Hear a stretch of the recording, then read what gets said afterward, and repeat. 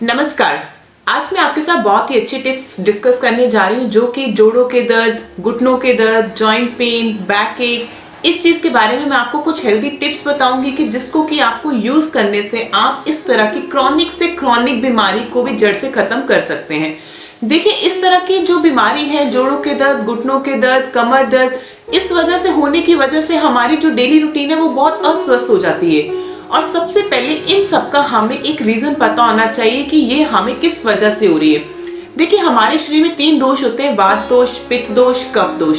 और जितने भी जोड़ों के दर्द है, कमर के दर्द है या वायु है, ये सब चीजें इसी से कोरिलेटेड है। अब वायु बेसिकली है क्या? जितने भी हमारे जॉइंट्स है, अभी हमारी कोई भी जॉइंट है जो मूवेबल है, यानी कि ये हमारा रिस्ट जॉइंट है, इसको मूव कर रहे हैं, जैसे कि एल्बो जॉइंट, इसको भी हम लोग ऐसे मूव कर रहे हैं। इट मीन्स कि इसके बीच में हमारी कुछ स्पेस है और इसी स्पेस के बीच में जब वायु चली जाती है, वायु अपना स्थान ले लेती है, जिस वजह से हमें पेन होनी शुरू हो जाती है।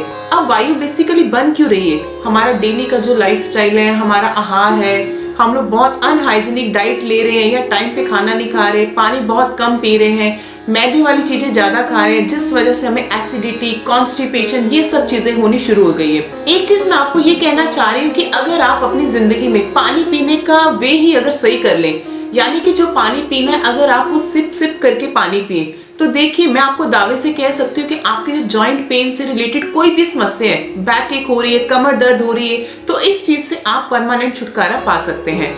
इसी चीज को अगर हम इम्प्रूव कर ले तो हमारी लाइफ आने वाली बहुत ही हेल्दी हो सकती है। इसके बाद देखिए, जैसे कि हमारी बेसिक जो प्रॉब्लम्स हो रही है, आर्थराइटिस। अब आर्थराइटिस हमारी 2 तरह की होती है, ऑस्टियोआर्थराइटिस और रूमेटॉइड आर्थराइटिस, यानी कि संधिवात और आमवात। दोनों में आर्थराइटिस है, यानी कि घुटनों में सूजन, कमर में सूजन, किसी भी तरह की कोई भी बॉडी में पेन है या जोड़ों की कोई समस्या है, इस चीज के लिए जो मैं आपको एक चीज बताने जा रही हूँ, उस चीज को ध्यान से सुने और उसको फॉलो करें। क्रॉनिक से क्रॉनिक भी आपका घुटनों का दर्द हो, जिसमें कि डॉक्टर ने आपको ये सलाह दे दी हो कि आप अपना घुटना रिप्लेस करवा लीजिए, आपको घुटना रिप्लेस करवाने की जरूरत नहीं पड़ेगी। जो मैं आपको बहुत हेल्दी चीज बताने जा रही हूँ, अगर उसको आपने 3 महीने रेगुलर यूज कर लिया तो आपको जो घुटनों से समस्या है, कमर दर्द की जो समस्या है, उससे बिल्कुल क्रॉनिक से क्रॉनिक भी बीमारी को आप इस टिप से हटा सकते हैं। अगर आपकी कंडीशन इस तरह की हो गई है कि आप उठने में मुश्किल हो रही है, चलने में मुश्किल हो रही है, यानी कि बेड से उठा नहीं जा रहा, यहाँ से वहां तक नहीं हिला जा रहा, 2 स्टेप्स नहीं लिए जा रहे, आप बिल्कुल बेड पे ही डिपेंडेंट हो गए हो,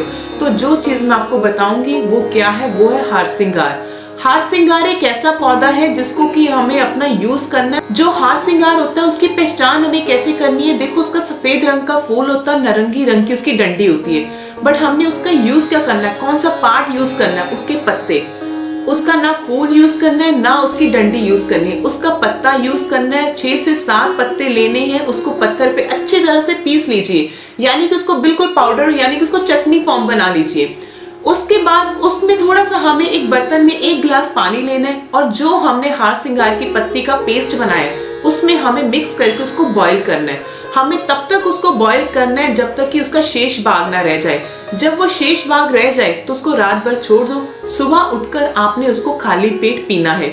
और इसी तरह से अगर इसको आप 3 महीने लेते हो, तो अगर आपकी इस तरह की कंडीशन थी कि आप बेड से उठ नहीं पा रहे हो, तो उस कंडीशन पे हमने ये हार सिंगार का पानी पीना है। अगर नॉर्मली आपको हल्की सी कोई दर्द सी हो रही है या हल्की सी कड़क की आवाज आ रही है जॉइंट में या हल्का सा जॉइंट पेन भी है, तो उस कंडीशन में हमें हार सिंगार नहीं लेना। हार सिंगार हमने तब लेना है जब हमारी जो जॉइंट की समस्या है, बॉडी पेन है, जॉइंट पेन है, नी पेन है, इस तरह की कंडीशन हो गई कि जहां पे हमें डॉक्टर ने जवाब दे दिया हो कि अब इसका कोई इलाज नहीं है। उस कंडीशन पे अगर आप हार सिंगार का ये पानी पीते हैं 3 महीने लगातार, तो गारंटी के साथ है कि आप उस चीज से बिल्कुल समाधान, बिल्कुल फ्री हो जाओगे। नंबर 2, उसके बाद अगर आपको जनरल कोई प्रॉब्लम है तो उसमें हमें क्या लेना है? अगर आपको जनरल जॉइंट पेन ही हो रही है या हल्का सा कोई आपका बिजी शेड्यूल था या आपका लाइफ थोड़ा सा काफी टाइट सा हो गया है, ज्यादा देर आपको बैठना पड़ा या खड़े होना पड़ा, जिस वजह से आपको हल्की सी कमर में दर्द शुरू हो गई या जोड़ों में दर्द शुरू हो गई, तो उसमें क्या करना? मेथी का दाना।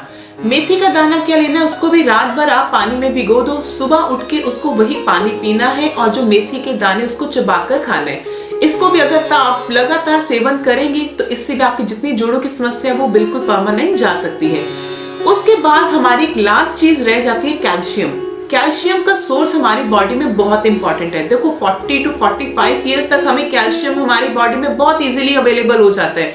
हम लोग जो भी डाइट लेते हैं, फ्रूट्स लेते हैं, फल लेते हैं या ऐसा कोई भी माइक्रो न्यूट्रिएंट्स ले रहे हैं जिससे कि हमें कैल्शियम मिलता है, वो बॉडी में इजीली एब्जॉर्ब हो जाता है। यानी कि हमारी जो पाचन क्रिया, जो हमारी जठराग्नि, वो काफी तीव्र रहती है, जो कि कैल्शियम को हमें पचा देती है। आफ्टर 45 ईयर्स हमारी जो जठराग्नि वो काफी मंद हो जाती है। पर्टिकुलर ये फीमेल्स के लिए मैं बात कर रही हूँ, क्योंकि जब तक फीमेल्स का मेंस्ट्रुअल साइकिल रेगुलर रहता है 45 ईयर्स तक, तब तक उसकी बॉडी बहुत हेल्दी रहती है। जब आफ्टर 45 ईयर्स उसका मेनोपॉज स्टेज स्टार्ट हो जाता है, यानी कि उसका महीना बंद हो जाता है, तभी कैल्शियम की डेफिशिएंसी होनी शुरू हो जाती है। और कैल्शियम की डेफिशिएंसी से ही हमारी बॉडी में इतने सारे रोग पैदा हो जाते हैं जिसको कि हम लोग काउंट नहीं कर सकते। कैल्शियम की कमी से ही हमारे जितने तरह के बॉडी पेन है, मसल पेन है, जॉइंट पेन है, ये कैल्शियम की डेफिशिएंसी से होते हैं। और कैल्शियम ही हमारा एक ऐसा घटक द्रव्य है, माइक्रो न्यूट्रिएंट है, जो कि बॉडी में होना बहुत जरूरी है। अगर कैल्शियम की मात्रा हमें अगर समभाग में मिलती रहे, और इसकी मात्रा जो है समभाग में ज्यादा, सबसे ज्यादा हमें दूध में मिलती है, उसके बाद दही में मिलती है, फिर हो गया मट्ठा, फिर हो गया मक्खन, फिर हो गया घी। इस तरह के सोर्स है जो कि हमें कैल्शियम भरपूर मात्रा में मिलता है। इसके बाद हमारे कैल्शियम का सबसे ज्यादा सोर्स होता है बनाना में, यानी कि केला। केले में भरपूर मात्रा में इस तरह से कैल्शियम पाया जाता है। और केला पचने में भी बहुत आसान है, ये बॉडी में बहुत इजीली डाइजेस्ट भी हो जाता है, तो इसीलिए हमें केले का भी ज्यादा से ज्यादा सेवन करना चाहिए। और 45 ईयर्स के बाद जहां पे हमारी बॉडी में कैल्शियम एब्जॉर्ब नहीं होता, चाहे आप जितनी मर्जी हेल्दी डाइट भी ले लीजिए, तो उसके अलावा उस कंडीशन पे हमें क्या करना चाहिए, हमें ऊपर से कैल्शियम की डोसेज लेनी चाहिए, कैल्शियम की टैबलेट्स लेनी चाहिए। कैल्शियम का एक सोर्स है चूना। चूना भी आप ले सकते हैं, जो कि हमारे जोड़ों के लिए, जॉइंट पेन्स के लिए, बॉडी पेन के लिए बहुत महत्वपूर्ण है। इससे पहले अभी हमने बताया हार श्रृंगार के बारे में, मेथी के दाने के बारे में और चूने के बारे में। चूना यानी कि कैल्शियम। इस तरह की अगर आप चीजें ये शुरू कर दीजिए तो आपका बॉडी का जो जॉइंट पेन है वो बिल्कुल आपका खत्म हो जाएगा। इसके बाद दूसरी जो चीज मैंने आपको बताई थी कि इन सबका बेसिक रीजन क्या है, वायु। वात दोष को भी हमें बैलेंस फॉर्म में करना बहुत जरूरी है। और जो चूना है वो हमारी सबसे अच्छी वात नाशक औषधि में भी काउंट होती है कैल्शियम। तो इस तरह से हमें वायु को भी शांत करें। पानी भी आप सिप सिप करके पिए, जो कि आपकी बॉडी बहुत इजीली वर्क कर सके।